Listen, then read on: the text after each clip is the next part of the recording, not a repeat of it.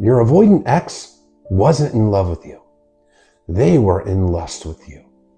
There's a big difference between lust and love. Lust is dopamine-fueled infatuation. That's what gives you all those feel-goods early in a relationship. It's really just infatuation. It's what makes you feel those butterflies. Ooh, that spark.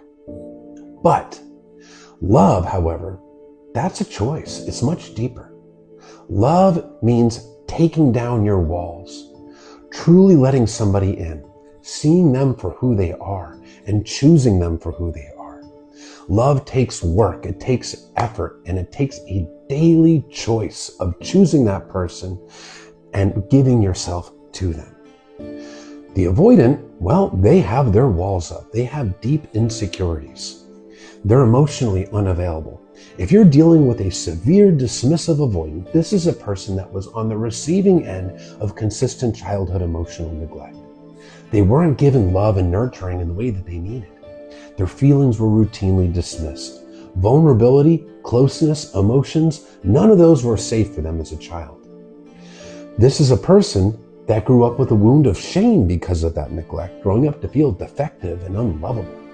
So they learned to rely heavily on external validation to feel better about themselves, getting that attention from others.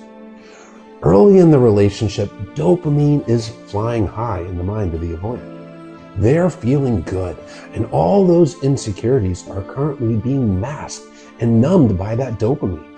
So they are riding that cloud nine. And they're letting all these bottled up emotions flow out onto you because they've been suppressed, and dopamine is really making them feel good, and they think they finally got it right this time.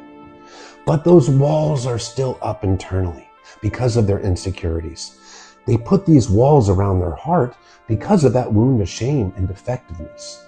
See, their fear that lies in the subconscious is, if I lower my walls and I let my partner in, my partner's gonna figure out that I'm defective. They're gonna figure out that I'm not lovable, and they're gonna reject me.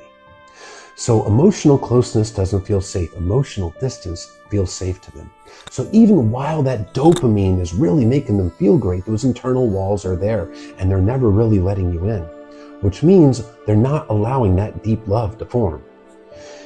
Now, because of that consistent childhood emotional neglect, they really weren't exposed to oxytocin much as a child. Oxytocin is the bonding hormone. It's how human beings bond to each other. We are naturally bonding creatures. We bond to a partner, we bond to a pet, we bond to a child, a family member, a friend.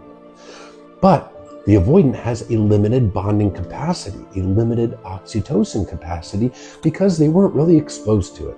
Yes, they can learn to grow that capacity as an adult, but unless they're doing that deep inner work, that capacity is very limited. So they're not really bonding to you. So when the dopamine levels come down, when the honeymoon phase ends, which is usually between 4 to 8 months, give or take, all that's left for the avoidant are their insecurities.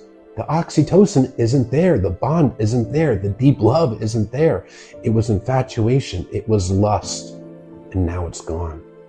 That's why they can abruptly leave a relationship, because they weren't bonded to you. That deep love wasn't there. It was just lust and infatuation.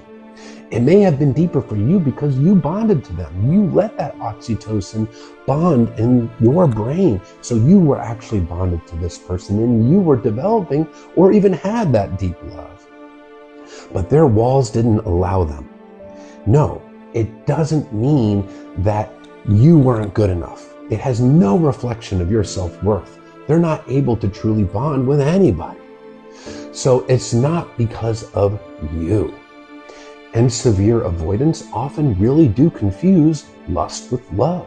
They think that being in love is this feeling of, ooh, infatuation. It feels wonderful.